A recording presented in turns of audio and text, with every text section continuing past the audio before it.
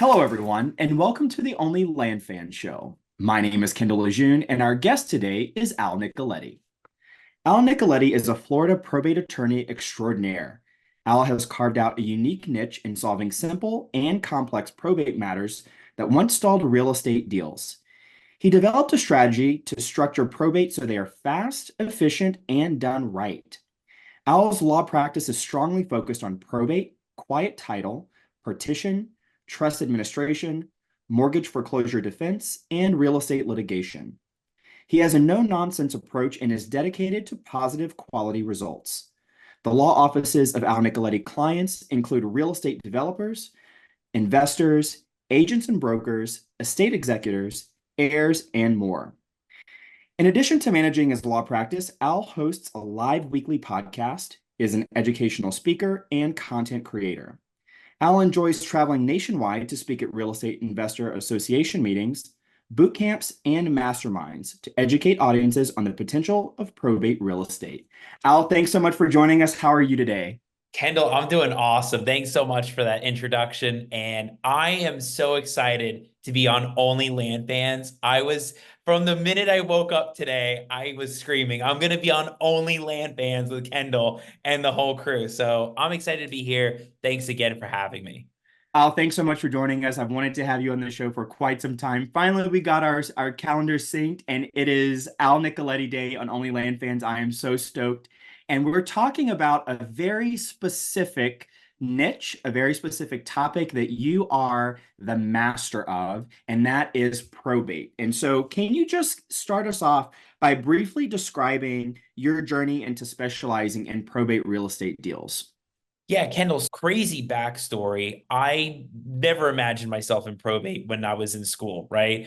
When I was in school, I was actually in music. Law wasn't even in sight. Played violin for 15 years. I didn't know where that was going to go. Jumped into law, went to law school. I didn't really see what was going to take off in law school at the time, didn't really find that niche. And really, it's when I jumped out of law school and got my first job as a lawyer that I worked in a real estate law firm, and they were handling a lot of foreclosures, a lot of foreclosure defense, dabbling in some probate here and there. And so when I was there, I really got to see some of the messy title situations, right? What was going on the closing side, how to resolve some things. It really wasn't until my best friend from law school, he comes down, he explains this whole thing on probate, and I was like, wait, I thought I knew probate before and I was dabbling it. And then I hear about this whole other side with real estate and like the big picture to it. So got my feet wet in that and really did some study, did my research, really dove in on that. Took about a year and a half before it really had some wheels. And once I saw it, it clicked. And I found this whole niche with getting into it, with structuring it and being able to explain what it is and educate and speak on it. And so fast forward 4 or 5 years later, it really took off and then opened up my own practice. That whole journey there was just this eye opener of there is an untapped market that a lot of people have heard of, but are not really focused on, or they don't feel confident in getting into it, or they hear that the probate word, but they're like, I don't get it. So, and it really confuses people, but it isn't, right? And that's the idea is I have come in and really shown a lot of the real estate industry, hey, this niche is possible. You can do it. I love that. Obviously, so many things I connect with in that story, particularly the music. I have a music background. We've talked about that before, but very cool. For those unfamiliar, can you explain what probate real estate involves, especially when it comes to land deals and that specific use case? Yeah, so really, let's start with big picture about probate, right? What it is and identifying it. So we come across a probate when there's a piece of property that's titled in the name of a deceased person, or maybe there's multiple owners and somebody's deceased, or maybe multiple are deceased. The operative thing is that somebody's on the title to that property. So the root issue is somebody's deceased. Now, to get it out of their name, That's where we're trying to go through this whole probate process to gather all the documents, file it in court, and get the right orders so that title insurance now has the green light to close. When it comes to land, what we're seeing with probate is a lot of these land deals, the people own these properties generations ago. We're not talking about they bought the house 2 years ago, right? That's all the houses. With land, they bought this in the 70s. They bought this in the 80s, and they bought it thinking, oh, maybe one day I'll build a house on it or keep it for my kids. And all of a sudden they die and the land's just sitting there. And what we're seeing is so many people, like the heirs, they'll keep that property, they'll pay the taxes to hold on to that property. So eventually, investors are doing their mailers, doing their cold call, and they reach these heirs. And it's like the market's hot in this one area, and they find out, hey, you got to go through probate on this. And they never knew it before. So we're seeing a lot of these deals, especially in the Florida area. There's certain areas that we're seeing that are really hot. We're seeing a lot of areas where the land deals are generations ago, and we're having to not just do one probate, Kendall.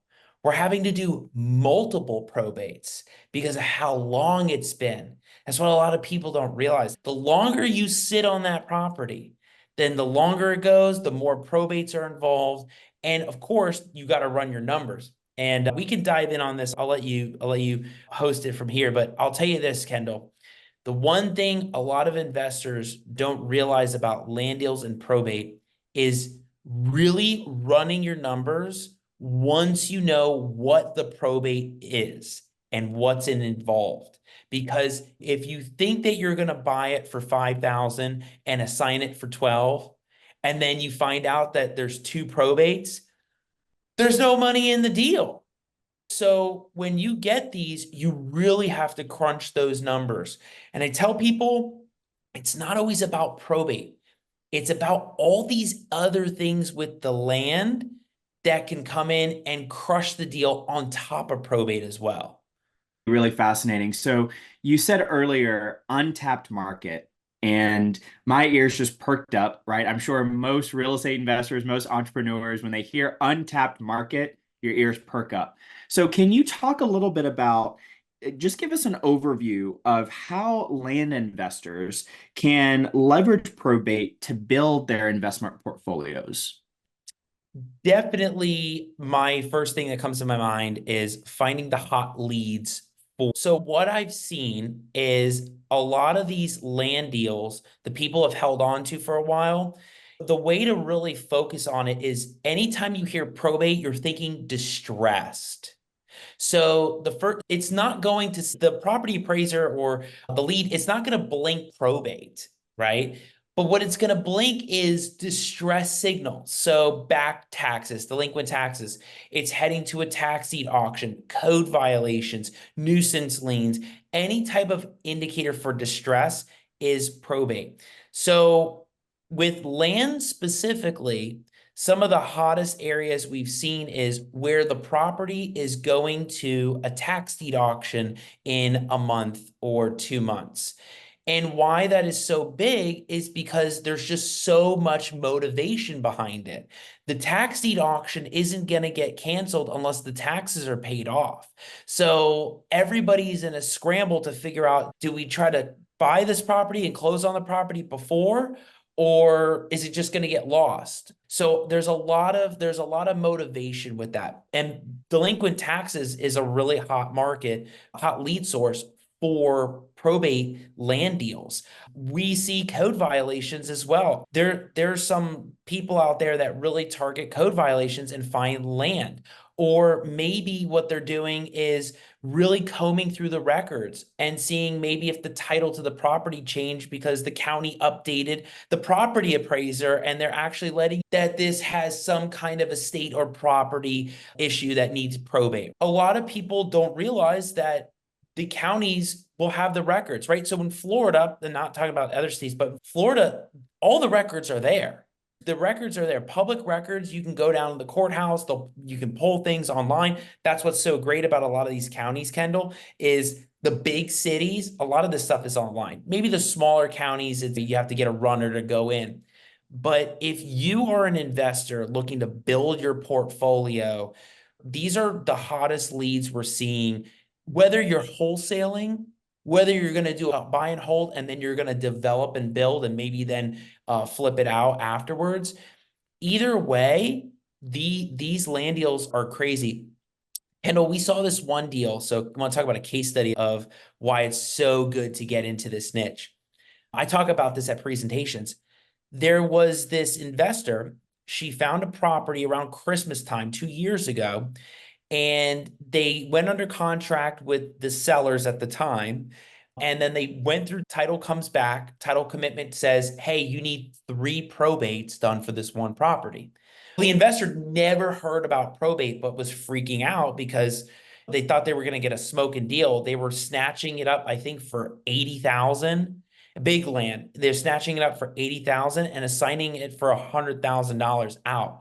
$100,000 assignment fee. So they were craving this deal, but they Yeah. didn't know what to do with probate. So I talked to them. We broke the whole thing down, and when I broke it down, we realized one probate had 1 heir, another had 1 heir, and then the other had 3 heirs. The good part is that it was solvable, it was easy, there was everybody. The challenge was you getting everybody on contract. And so they had to work on that for about a month because as soon as everybody found out there was a deal and there was money, everybody went crazy. That's what really happens with some probates. That's the dark side with that, right? It's a great niche, and then you find out you got to get everybody, but that's the real side of this. She did. She got everybody under contract.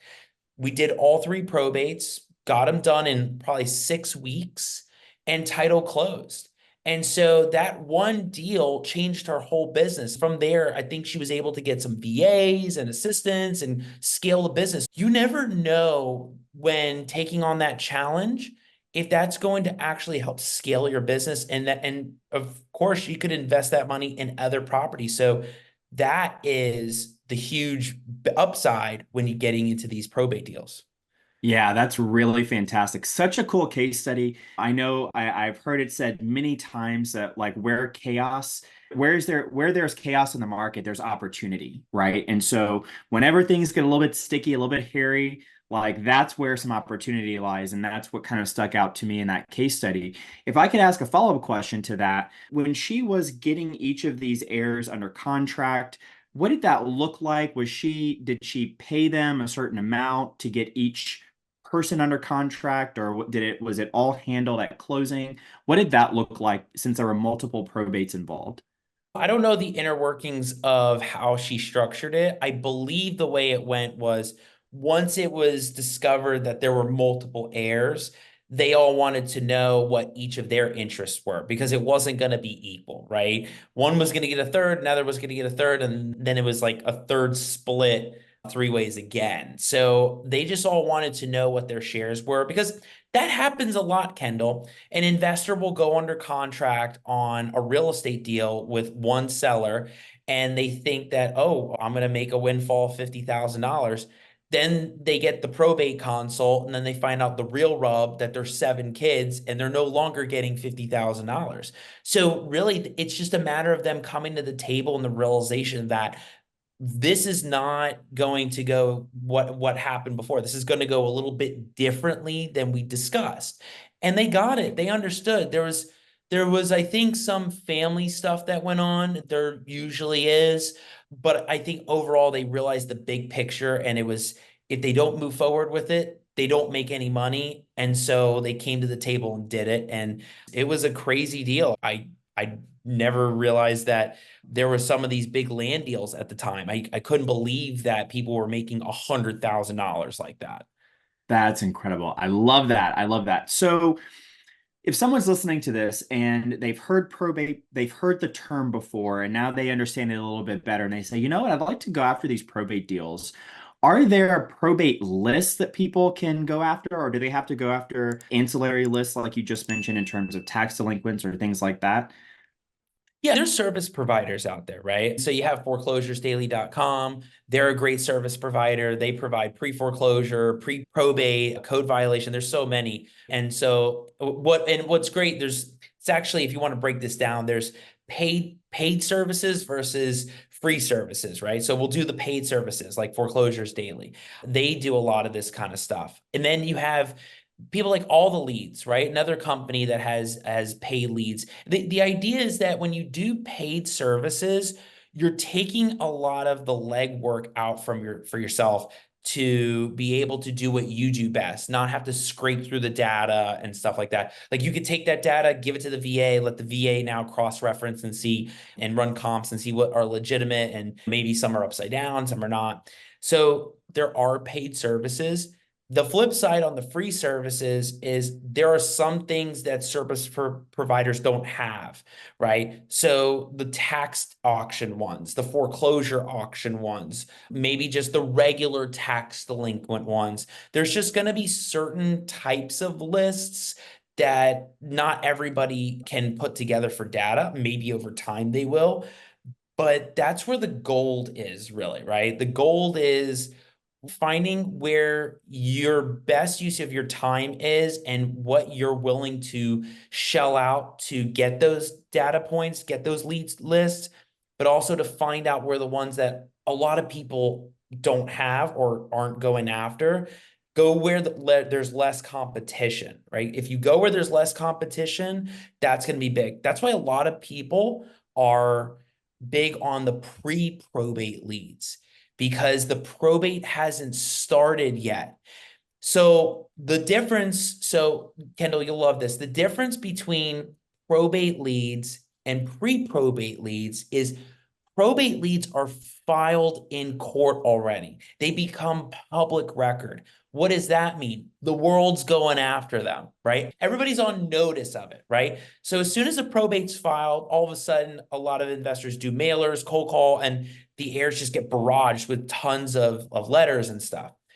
On the pre-probate, a lot of those haven't gone through probate yet, so they're not public record. There's less competition. There's less people reaching out. It becomes more of a conversation of, wait, how did you get my contact? This is the first time I'm hearing about this. And where a lot of people are blown away are the pre-probate leads, where they're not fresh leads that just happen. They're the ones that have been sitting around 5, 10, 15 years, paying taxes all this time, but the property's still titled in the deceased. And then you're reaching out and they're like, how did you find me in Oregon when the land's in Lehigh Acres? And it's like, it's amazing because it's the competition pool so small. And that's where that gold is. That's why those leads I was talking about have been the hottest leads I've seen last year and this year. That is incredible. So much gold in that. Finding a honey hole where no one else is looking, that's where big opportunities can come. I love that. So, if someone's listening to this and they say, okay, I have my mind set on this probate thing, what is the overview of a probate real estate deal look like? What does the process look like from a 30,000 foot view? Yeah, first thing is once let's just say you go under contract with somebody that owns that property. At the time, you don't know it's an heir. So let's just say you go under contract, you're bringing that contract, you're opening up escrow, title company's going to run a title report. All of a sudden, the title company says, hey, Kendall, they'll email you, say, hey, Kendall, hey, we just found out a probate is going to be required for John Smith. And then you're finding out, oh, wait a second, we got to do probate, right? So then you're finding and saying, hey, we got to get with Al about doing a probate in Lehigh Acres for this property. So the next step is getting the documentation. This is a big qualification step, right? Everybody qualifies their deals. It's no different with a probate deal. And the way you qualify it is by finding out, one, do they have the documents? Two, are they serious about working with you? Three, how many people are we talking about? Because it's usually more than just one. So where is everybody? Because you'll know if they open up and they talk about it that they're serious. Of course, I'm sure you can imagine, Kendall, I've had many consults where it starts off with one, and then it becomes seven. And, oh, but I've been paying back taxes for 7 years and they want nothing to do with the property. There's a whole big picture and story when you want to get all the documents in a row up front. Once you have all that, then we're looking at the consult. During the consult, we're figuring out and breaking down what are we really dealing with? What county are we dealing with? What timeline are we dealing with? What price are we dealing with? Are we dealing with any potential hiccups? Is this going to be smooth sailing? Who else do we need? Maybe you miss somebody under contract. That's where it really helps, because then we're figuring out what else we need to do or what you need to do on your end. Sometimes you may find out that there's 7 kids, but you only have 6 under contract. And the 6 are like, yeah, number 7, they moved to the Philippines or they moved to Taiwan. And you're just like, do we need them? And yeah, you're going to need them. So somebody's got to track that down and go get it. Maybe a skip tracer, maybe you hire somebody. So there's a lot of things that consult can give real guidance to, that I stress to investors. Hey, it's so important that when you get this probate deal, not only is the heir involved, but you got to be involved so everybody's on the same page. So let's just say everything works out. You got all 7 kids, and now we're ready to move forward. Now it just comes time for the lawyer to prepare all the documents, get all the documents, send all the documents out through everybody. And what's so great, Kendall, about this world, we're all virtual, right? We're all virtual. So a lot of these things can be done virtually in probate. And so we send everything out, DocuSign, notarized, whatever there is, we get it back. We file it in court. We get the documents down to the courthouse. We send the orders to the judge. And once the orders are signed, that's the golden ticket. Once we get them, that's what we're all sending to the title company. And here's the backstory of what happens with title. See, a lot of people don't know about this. Once they are given those court orders, the title company now has to re-update their title commitment, because what happened? The title changed. It's not the same anymore. And what happens there? Now the title underwriter is looking for any judgments against those people that may impede the deal, any liens or things that may attach. Now that they have those, they're updating it, and then they're preparing it for closing. Then they're sending deeds out for people. They're doing the mailaways. They're doing everything that's needed to close on the deal. And really, that's it. It's no different than a regular real estate deal that you find, Kendall, right? The only thing that is in the way that can be solvable is that part of probate and qualifying those heirs to see, can we get this forward? Can we move the ball forward and get this to the title company? I love that. So, does it always have to be a lengthy process? No. So when we're talking probate, so when I first started, and I was speaking at a lot of events. Once I figured out like how fast we can do these, and I started speaking at events, I remember when I was telling people, hey, we can do this in a matter of 2 to 4 weeks. And people, like, you could see the skepticism of everybody's face at the time. Back in 2019, when I told people, hey, we could do a probate in Duval in 2 to 4 weeks, people were like, no way. And so once we started doing it, once we started getting in the swing of things, people started seeing, it was like, yeah, sure enough, because a lot of investors used to believe that these probates take months. Yeah, maybe in certain states, right? South Carolina, because their creditor periods, I think 8 months. Some of these other states are really long. Yeah, Texas has the affidavit of heirship, but Florida doesn't. So that it may be faster there. But a lot of people that used to think that Florida had a 9 to 12 month probate length. And once we saw that it was like a matter of weeks, people are like, what? Kendall, it's anywhere between 2 weeks to 2 months, which is nothing, which is nothing. Do you know how many other flips and stuff people are waiting on for months, and end buyers Yeah. are not interested in waiting that long? If you tell your end buyer that wants to do a build on it, you tell Lennar or somebody, hey, this probate's only going to take 2 months, they're going to stick with your contract versus dealing with another issue that's going to take 12 months. So it's a mind blowing how fast probate is. And I see it from title companies all the time. I get emails that they were like, wow, that was fast. That was way faster than I thought. And I'm like, yeah, I thought the same thing too. I think a probate that takes 2 months is slow. And there's investors that are like, wow, that was fast. So when you can create a system to a lot of these deals and probates, you just open up the floodgates to endless opportunities for people to get into this market. Ah, I love that. I love that. So, doesn't have to be a deal killer, right? Probate can just be something it's just a step in the process.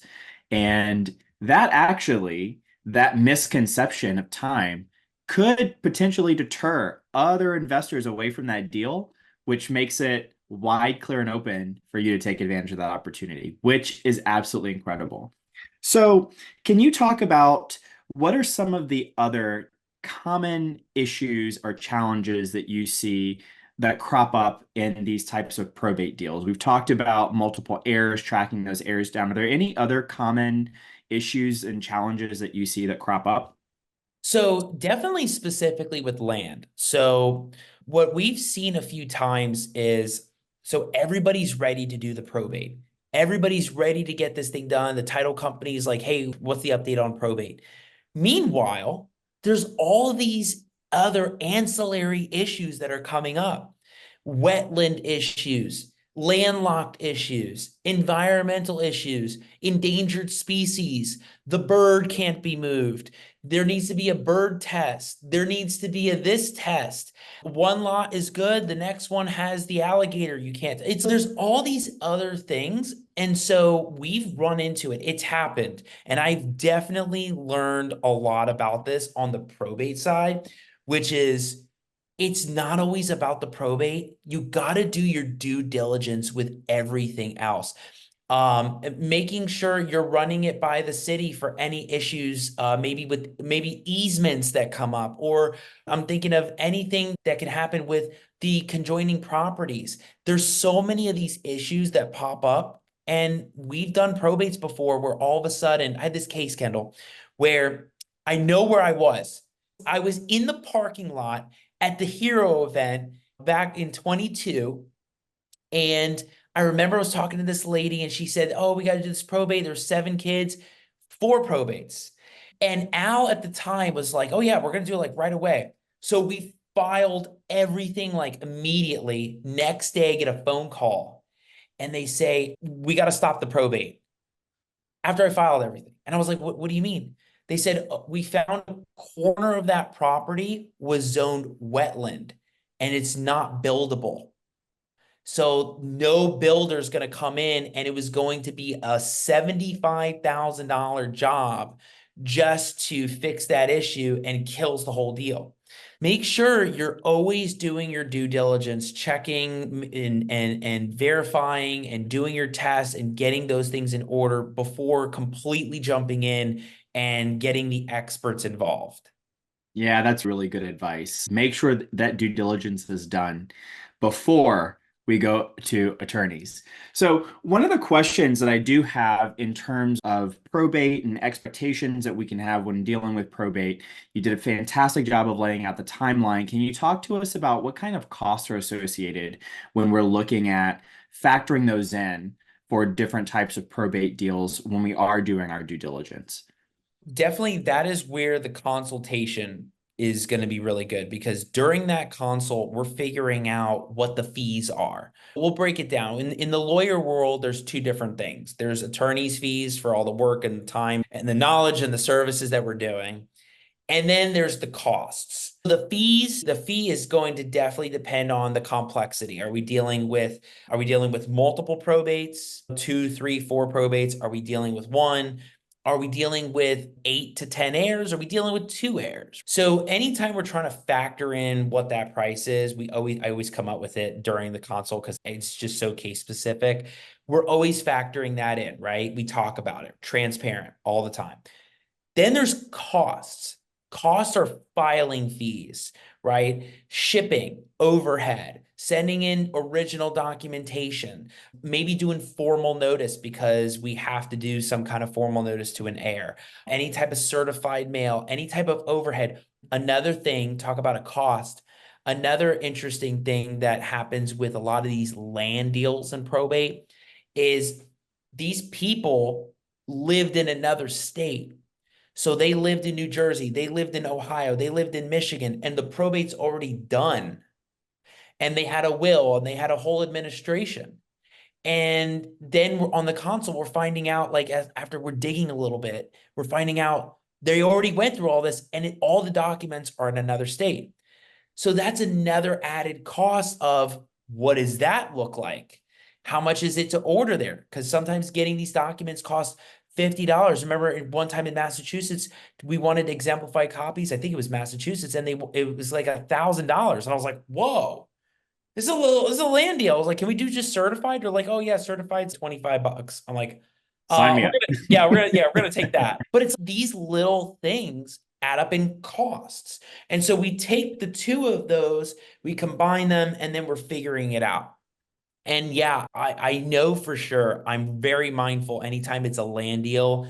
I know how tight it is. So we're always trying to really get that flat fee right number, because if I tell you, Kendall, it's 3 probates, it's going to be 10 grand, and you're just like, dead deal, right? Yeah. Or you're like, perfect, let's go. I'm gonna make $60,000 on this deal. Let's rock and roll. It comes down to just talking it out, figuring it out, and don't guess, right? Like, you don't want to guess on what this is. Don't assume, and you don't want to tell the seller, "Hey, I think it's gonna be $1,000 for probate."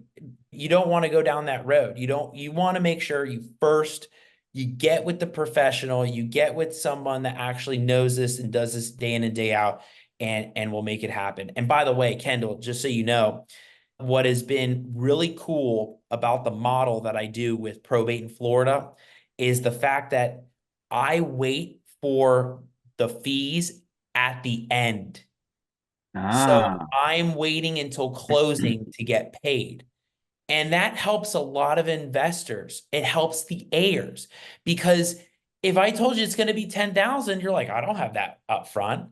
And so all of a sudden I'm like, hey, we're waiting for that at closing. You're like, good, done. And I just hope a lot of investors listening to OnlyLandFans that are in other states, go find the lawyer that's going to be creative and going to think like not just a probate lawyer, like a title side of it, like the title company, and be able to get their payment at closing. Because then you really found somebody that can help work through your deals.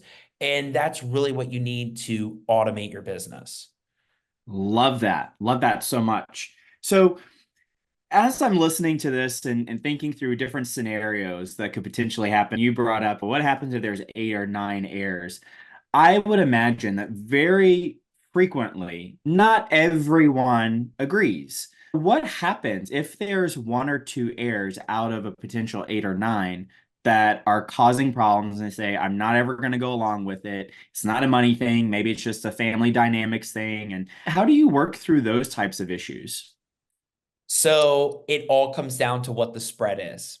It really does. It comes down to what the money spread is. So, for example, let's just say you had a deal where you were snatching it up for 20,000. You were going to wholesale it out for 100,000. And nice 2 acre lot. There's 7 heirs. You got 6 under contract. And we're talking to the 6, and they're like, yeah, number 7 went rogue. Just no idea. What gets interesting with land, and especially with Florida because of the characteristic of it, there could be strategies to petition where we can get the contract approved and get around that heir.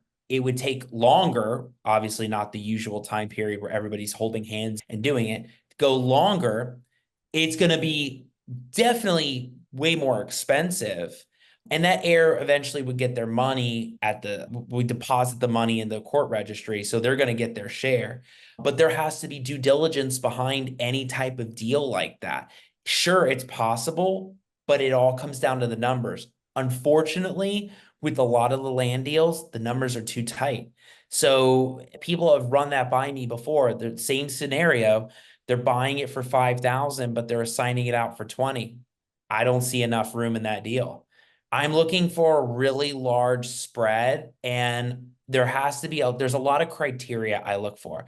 I look for participation, the family's all on board, really the due diligence process is possible. We're not having a buyer just breathing down everybody's throat about, hey, we got to get this done. We got to get this done. It's very possible to do it when you have a lot of the right situations in place, but it's just numbers, Kendall. Always is coming down to the money. Hey there, land fans. If you're enjoying this episode and would like to see more episodes like this, please be sure to let us know by liking and subscribing below. So good. So good. So, you've given us a really good overview of how probate works and how to start utilizing this in our businesses. Can you talk a little bit more about maybe there's some advanced techniques in dealing with probates that could really give us the edge over people that aren't dealing with probates?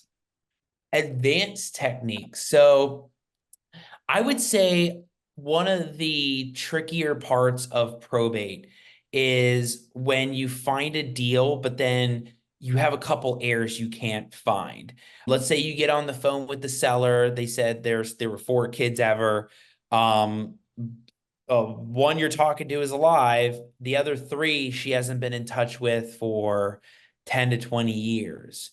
A lot of people will pass that off. And so what happens is that now that pool just became even more or less competition because Yeah. nobody wants to touch that. And so the advanced strategy is getting with people that are really good with skip tracing, tracking people down, tracking heirs down. That's the key, is getting with those specialists that do it. One person I absolutely love that does this is Stephanie Shepard. She gets into a lot of the nitty gritty with finding people. She'll find a lot of people. We've seen deals where she was able to track someone down in the middle of the Pacific Ocean. So yeah, it was a crazy deal. Everybody couldn't find this one kid. And everybody was like, what do we do? And sure enough, 6 months later, finds them after doing a lot of Facebook outreach. So you got to get with people that know how to do it and leverage them, whether it's private investigators, genealogists, or people that know other people that do this and track people down, or will search for people for a living to, do this. That's the advanced strategy, is when you start getting into that, you've really niched down, and now what you're doing is when you go to a networking event. So let's just say you go to the Only Land Fans meetup, and Kendall's been through this, right? He's been through finding heirs and stuff like that. All right. And let's just say Brad is like, hey, I found this deal. I don't know where these heirs are. And when he's talking out loud, Kendall's perfect. This is the perfect time for a great JV, a great agreement. So we can do something here. So you never know where that elevated knowledge and leveraging experts will help get you in terms of finding people, getting in touch with anybody. It's great. So good. So good. So, what would you consider to be your superpower? Man, marketing is definitely a superpower for me. Um, there's days I sit around and I really think through like relationship marketing strategies. I love connecting with people. I'm a people person. I don't know. It's just, there's so many different things that I've seen that really works with personality and getting in, really connecting with people. But I gotta say, marketing is definitely my jam.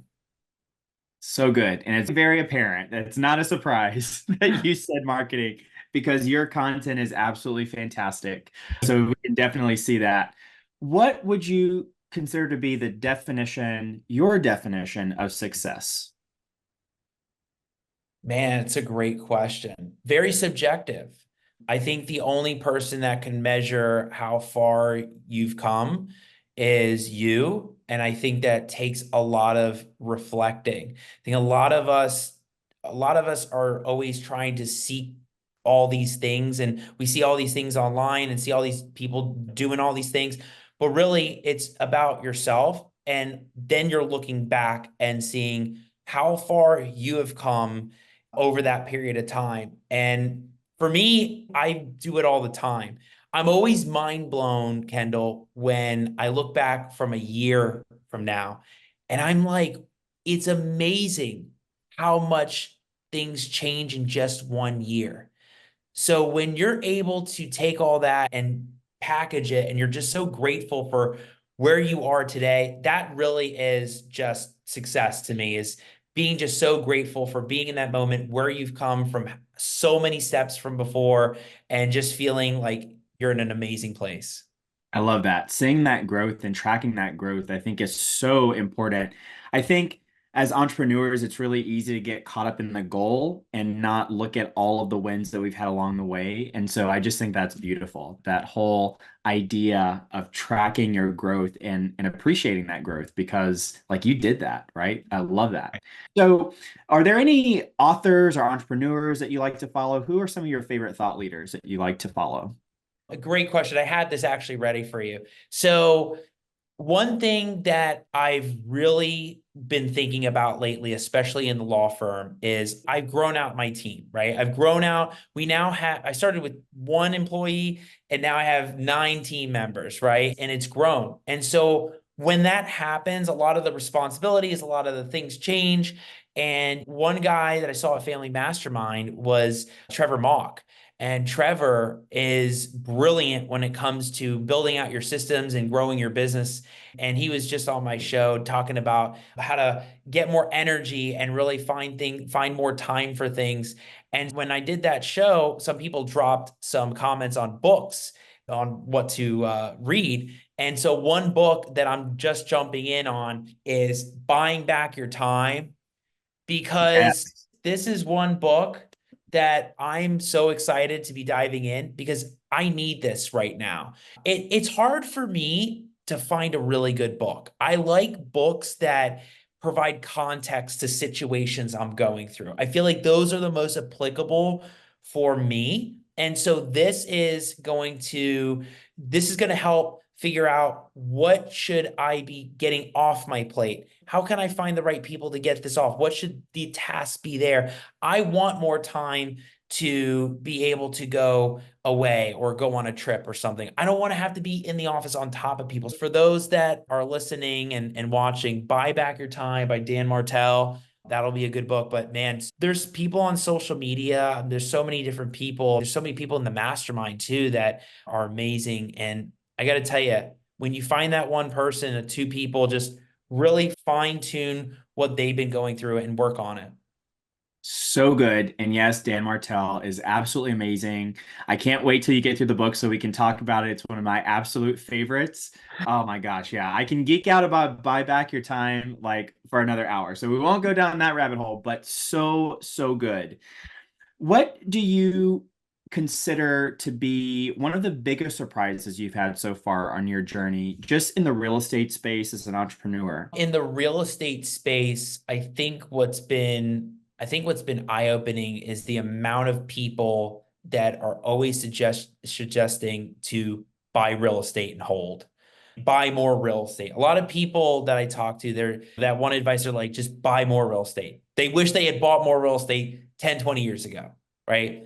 In the entrepreneur world, I think what's been the most surprising is really finding my way as a leader and a boss. We are all naturally gifted in certain things.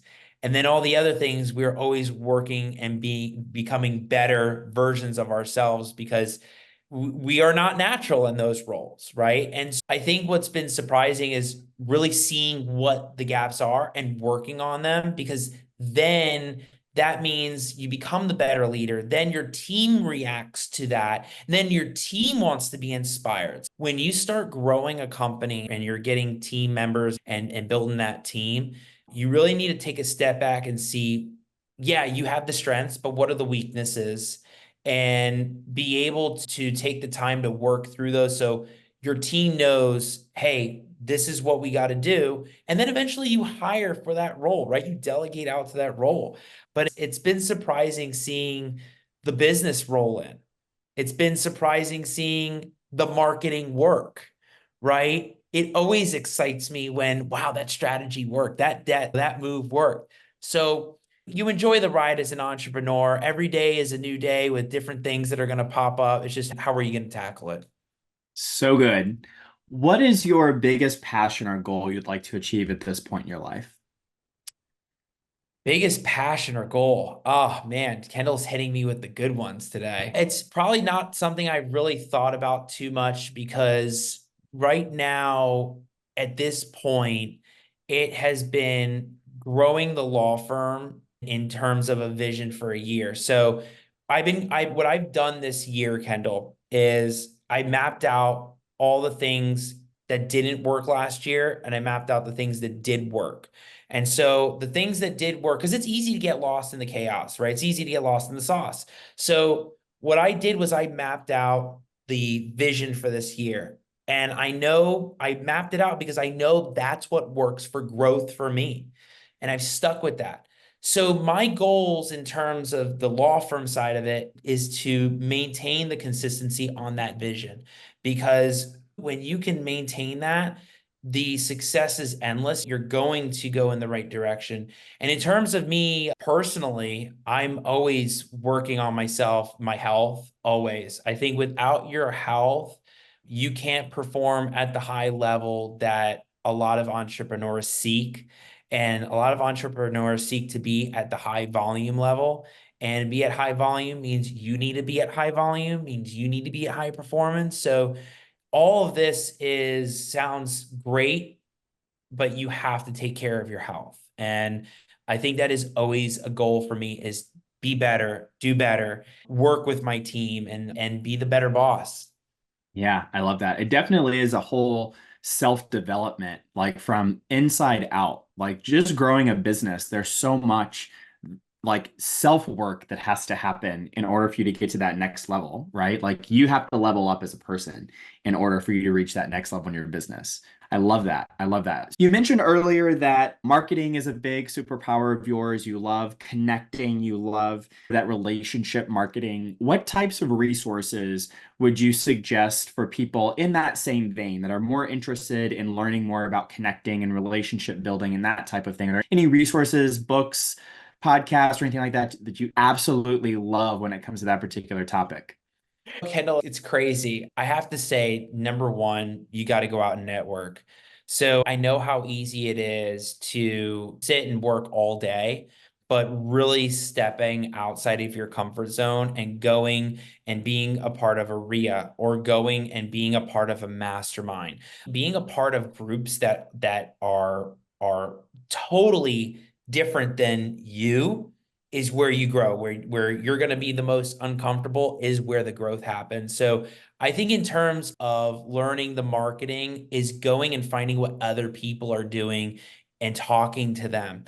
I think it's also not missing the easy strategies, right? Not missing the easy relationship strategies, maybe meeting one-on-one with people or hosting some kind of dinner or event. A lot of those are big as well. In terms of relationship building, once you're going to find your tribe. And this is something I've really had to think deeply about is find those alliances.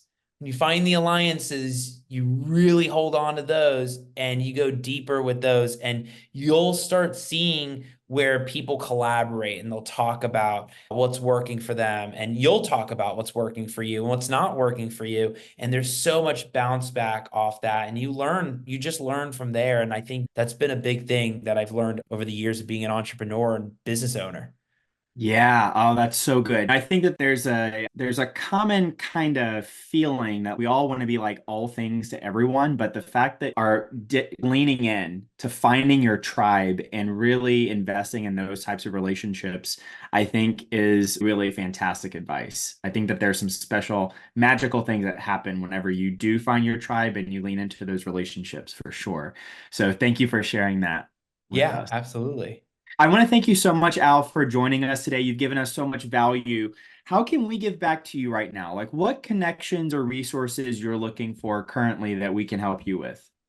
Always, first of all, really appreciate the opportunity for this because This has been awesome, right? When we get to come together and really help provide things back to people, it's so rewarding and I'm grateful that I get to do this. I'm always looking for Florida investors that are doing deals here, that are finding the messy stuff like the probates. I'm always looking for that, and or maybe they have a really good title company they are working with, because title companies are another great resource for me. And it's just really the connections. The market in Florida is getting hot. I think what's happening is a lot of people are realizing there's a lot of opportunity, and they're finding things in other parts of the state, and they're really working in Texas. They're working in California. So they're virtual. Whether they're in Florida or out, that's what I'm looking for. And just the connections, man. That's what it's all about. I love it. So if someone wants to connect with you, what's the best way that they can go about doing that? Yeah, best way really is social media. Find me on Instagram at Attorney Nicoletti, Facebook under Al Nicoletti. I have a YouTube channel. You definitely want to check that out because I have all my videos that I talk about with probates and partitions and quiet titles. I have all those types of videos that are out there. And also, you can find me at online, www.alnicoletti.com. My number's 904-999-0053. You'll find all my stuff that's there. And definitely one other thing that you can check out is the Al Nicoletti show. We had Kendall on the premiere for season 4. It was crazy. It was so fun. I had so much fun doing that with you, Kendall. I was like so excited. I was like, oh my gosh, we got to have him on. And check out the show because we bring on so many different people that talk about all these different things in real estate, adjacent to real estate. So you can find me there live every Wednesday at 9 p.m. Eastern. You'll see me, and we're there. Love it. Love it. We'll put all of Al's contact information in the show notes and in the description. So definitely check that out. Thank you guys so much for joining us, Al. This has been an absolute pleasure. So much great information. I can't wait to dig into some probates. I'm going to put that on my list to now start targeting. So thank you so much. I hope that everyone got as much value as I did. Al, you are an absolute gem. Thank you for joining us. It's been fun, everyone. Take care. We'll see you in the next one. Bye-bye. If you're interested in hearing from other 6- and 7-figure land flippers about how they've built and run their businesses, then check out my group OnlyLandFans, where I do a live interview each week inside the group. You can grab that link at the description below. Until then, be great, have a great week, and catch you in the next one.